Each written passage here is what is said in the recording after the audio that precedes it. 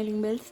അപ്പോൾ ഇന്ന് നമ്മളിവിടെ ഉണ്ടാക്കാൻ പോകുന്നത് സേമിയ കൊണ്ടുള്ള ഒരു വിഭവമാണ്, ഒരു സേമിയ മസാല. അപ്പോൾ അതിനു വേണ്ടി ഞാനിവിടെ കുറച്ച് സേമിയ എടുത്ത് വെച്ചിട്ടുണ്ട്. അപ്പോൾ എങ്ങനെയാണ് ഉണ്ടാക്കാമെന്ന് നോക്കാം. അതിന് മുമ്പായിട്ട് എൻ്റെ ചാനൽ ആദ്യമായിട്ടാണ് കാണുന്നതെങ്കിൽ ഒന്ന് സബ്സ്ക്രൈബ് ചെയ്തേക്കണേ. അപ്പോൾ നമുക്കിതെങ്ങനെയാണ് ഉണ്ടാക്കാമെന്ന് നോക്കാം. അതിനു വേണ്ടി ഞാനിവിടെ ഒരു ചട്ടി അടുപ്പത്ത് വെച്ചിട്ടുണ്ട്. നല്ല ചൂടായിട്ട് എടുക്കുന്ന ചട്ടിയാണ്. അതിലോട്ട് ഒരല്പം ഓയിൽ ചേർത്ത് കൊടുക്കാം. ഞാനിവിടെ യൂസ് ചെയ്യുന്നത് ഡാൽഡയാണ്.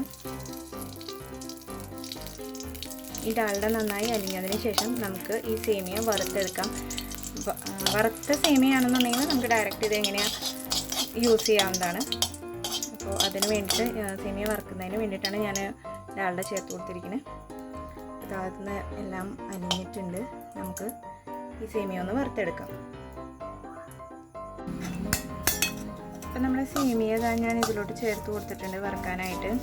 ഏകദേശം വറവായിട്ടുണ്ട്. ഇതിൻ്റെ ചൂട് നമ്മൾ നോക്കണം, അല്ലെങ്കിൽ സേമിയ പെട്ടെന്ന് കരിഞ്ഞു പോകും. അപ്പോൾ ഇത് ഏകദേശം വറവായിട്ടുണ്ട്.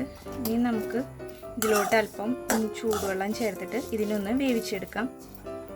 ഇതിന് വേവാൻ ആവശ്യമായിട്ടുള്ള ചൂടുവെള്ളം ചേർത്ത് കൊടുത്താൽ മതിയോ. അപ്പോൾ ഞാൻ ഇതിലോട്ട് ചൂടുവെള്ളം ചേർത്ത് കൊടുക്കുകയാണ്.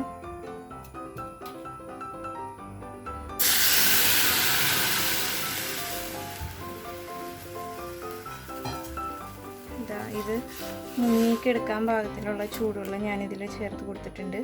ഇനി ഒരു 2 മിനിറ്റ് ഇതിൽ കിടന്നൊന്ന് വേവണം. അപ്പോൾ നമുക്ക് ഇതിന് ആവശ്യമായിട്ടുള്ള ഉപ്പ് കൂടി ഇതിലോട്ട് ചേർത്ത് കൊടുക്കാം.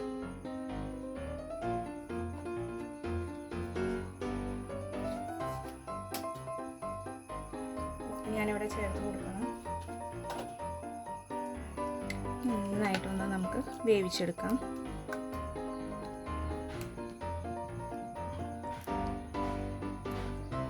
നമുക്ക് വളരെ പെട്ടെന്ന് എളുപ്പത്തിൽ തയ്യാറാക്കിയെടുക്കാൻ പറ്റുന്നൊരു വിഭവമാണിത്. എല്ലാവർക്കും നന്നായിട്ട് ഇഷ്ടപ്പെടുന്ന ഒരു വിഭവമാണ് സേമിയ. അതുകൊണ്ട് തന്നെ എല്ലാവരും തീർച്ചയായിട്ടും ട്രൈ ചെയ്ത് നോക്കണം. അപ്പോൾ ഇത് ഏകദേശം തിളച്ച് തുടങ്ങിയിട്ടുണ്ട്. ഇതിൻ്റെ വേവ് നമ്മൾ നോക്കണം. വറുത്ത സേമിയ ആയിരിക്കുമ്പോൾ അത് ഒട്ടി പിടിക്കില്ല, അല്ലെങ്കിൽ അത് ഒട്ടിപ്പോവും. അതുകൊണ്ടാണ് ആദ്യമേ ഞാൻ വറുത്തെടുത്തത്.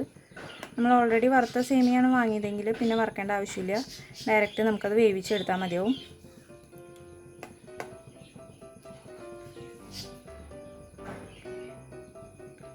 ഇതൊന്ന് വേവുന്ന വരെ നമുക്ക് വെയിറ്റ് ചെയ്യാം. അപ്പോൾ നമ്മുടെ സേമിയ ഇവിടെ റെഡി ആയിട്ടുണ്ട്. ഇനി നമുക്കിതൊരു സ്ട്രെയിനറിലോട്ട് മാറ്റിയിട്ട് ഒന്ന് തണുക്കാനായിട്ട് വെക്കാം. അപ്പോൾ നമ്മുടെ സേമിയ ഞാനിവിടെ വെള്ളമൊക്കെ ഊറ്റി കളഞ്ഞ് തണുപ്പിച്ചെടുത്തതാണ്.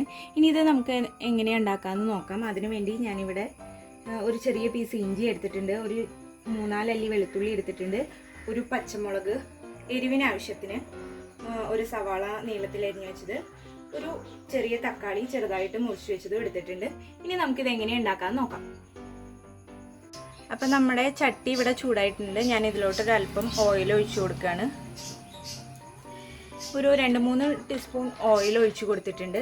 ഈ ഓയിൽ നന്നായിട്ട് ചൂടായി കഴിയുമ്പോൾ നമുക്ക് ഈ ഇഞ്ചിയും വെളുത്തുള്ളിയും ആദ്യം നന്നായിട്ട് വഴറ്റിയെടുക്കാം. അപ്പോൾ ഓയിൽ നന്നായിട്ട് ചൂടായി വരുന്നുണ്ട്.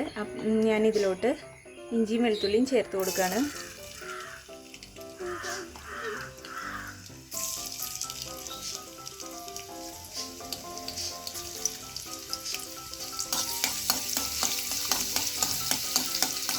ഇത് നന്നായിട്ട് ചൂടായി ഇതിൻ്റെ പച്ചമണം ഒക്കെ മാറുന്ന വരെ നമുക്ക് വഴറ്റി കൊടുക്കാം.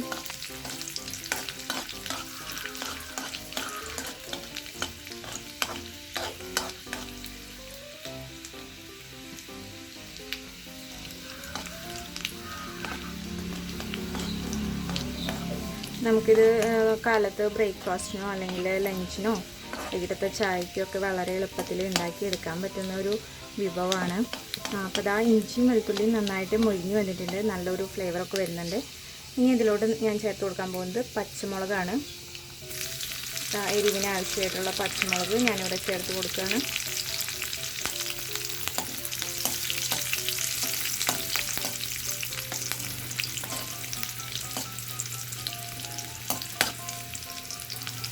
പച്ചമുളകിന് നല്ല മണമൊക്കെ വരുന്നുണ്ട്. ഇനി നമുക്ക് ഇതിലോട്ട് ആവശ്യമായ സവാള ചേർത്ത് കൊടുക്കാം. ഈ സവാള ഒരു ബ്രൗൺ ഷെയ്ഡ് വരുന്ന വരയ്ക്ക് നമുക്കൊരു ഗോൾഡൻ ബ്രൗൺ ഷെയ്ഡ് വരുന്ന വരയ്ക്ക് നന്നായിട്ട് വഴറ്റി കൊടുക്കാം. അപ്പോൾ ഇതിലൊരല്പം ഉപ്പ് ചേർക്കുകയാണെങ്കിൽ ഇത് പെട്ടെന്ന് നമുക്ക് വഴന്ന് കിട്ടും. അതിനുവേണ്ടി ഞാൻ ഇതിനാവശ്യമായിട്ടുള്ള ഉപ്പ് ചേർത്ത് കൊടുക്കാം.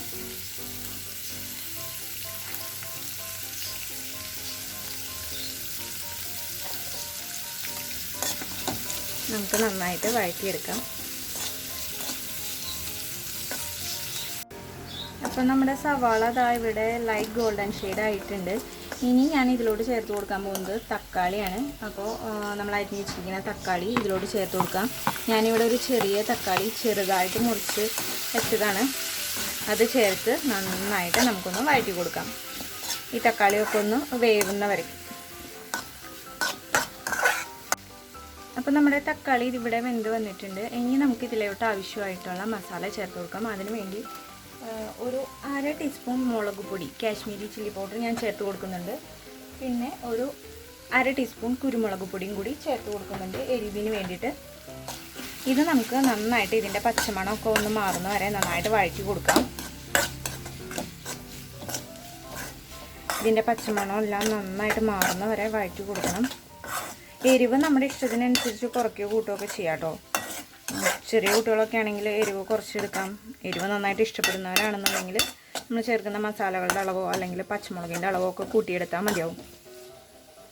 അപ്പം നമ്മുടെ മസാലയൊക്കെ ഇതിൽ നന്നായിട്ട് പിടിച്ചിട്ടുണ്ട്. ഇതിൻ്റെ പച്ചമണമൊക്കെ ഇപ്പോൾ മാറിയിട്ടുണ്ട്.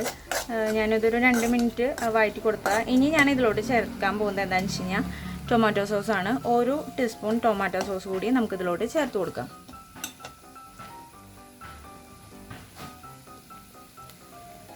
ഞാൻ ദാ 1 ടീസ്പൂൺ ടൊമാറ്റോ സോസ് കൂടി ചേർത്തിട്ടുണ്ട്. എന്നിട്ട് നമുക്ക് നന്നായിട്ടൊന്ന് മിക്സ് ചെയ്ത് കൊടുക്കാം.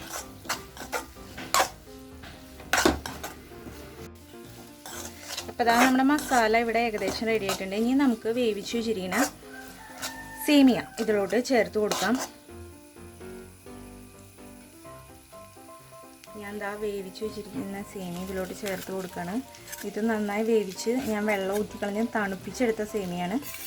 സേമിയ ചേർത്ത് നമുക്ക് നന്നായിട്ടിത് മിക്സ് ചെയ്ത് കൊടുക്കാം.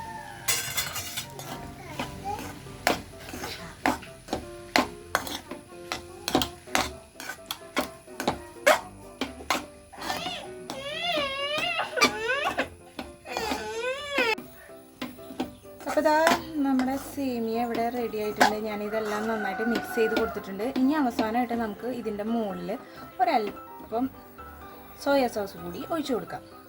ഇതാ ഞാനിവിടെ 1 ടീസ്പൂൺ സോയ സോസ് കൂടി ഒഴിച്ചു കൊടുത്തിട്ടുണ്ട്. ഇനി നമുക്കിത് നന്നായിട്ട് യോജിപ്പിക്കാം.